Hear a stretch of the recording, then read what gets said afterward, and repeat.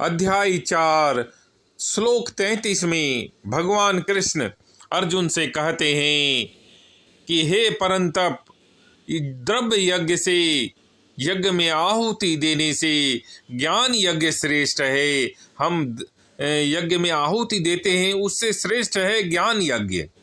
हे पार्थ, अंततो गत्वा सारे कर्म योगों का अवसान दिव्य ज्ञान में होता है। कृष्ण कहते हैं कि जितने भी कर्म योग कर लो, कर्म यज्ञ कर लोगे, अंत में कल्याण जो है वो दिव्य ज्ञान से ही होगा। कृष्ण कहते हैं श्रेयान द्रव्यमयात यज्ञात ज्ञान यज्ञ परंतप सर्वं कर्म अखिलम पार्थ ज्ञानी परिसमाप्यति। कृष्ण कहते हैं हे परंतप, जितने भी तुम यज्ञ कर लो, द्रव्य यज्ञ कर लो, आहुति दे लो, लेकिन सबसे श्रेष्ठ है ज्ञान यज्ञ। जब दिव्य ज्ञान प्राप्त करोगे तभी तुम्हारा यज्ञ संपन्न होगा, तभी तुम्हारा कल्याण होगा, तभी तुम्हारा लक्ष्य प्राप्त होगा तुम्हें। हे पार्थ, अंततो गत्वा सारे कर्म यज्ञों का अवसान दिव्य ज्ञान में होता है।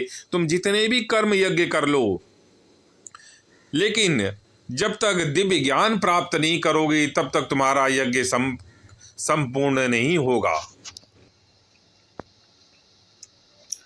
समस्त यज्ञों का यही एक प्रयोजन है कि जीव को पूर्ण ज्ञान प्राप्त हो, जिससे वह भौतिक कष्टों से छुटकारा पाकर अंत में परमेश्वर की दिव्य सेवा कर सके। तो भी इन सारे यज्ञों की विविध क्रियाओं में रहस्य भरा है और मनुष्य को यह रहस्य जान लेना चाहिए। जब यज्ञकर्ता की श्रद्धा दिव्य ज्ञान के स्तर तक पहुंच जाती है तो उसे ज्ञान रहित द्रव्य ज्ञान कराने वाले से श्रेष्ठ माना जाता है, क्योंकि ज्ञान के बिना यज्ञ भौतिक स्तर पर रह जाते हैं, उनसे कोई आध्यात्मिक लाभ नहीं हो पाता। यथार्थ ज्ञान का अंत कृष्ण भावना अमृत में होता है, जो दिव्य ज्ञान की सर्वोच्च अवस्था है। ज्ञान की उन्नति के बिना यज्ञ मात्र भौतिक कर्म बना रहता है।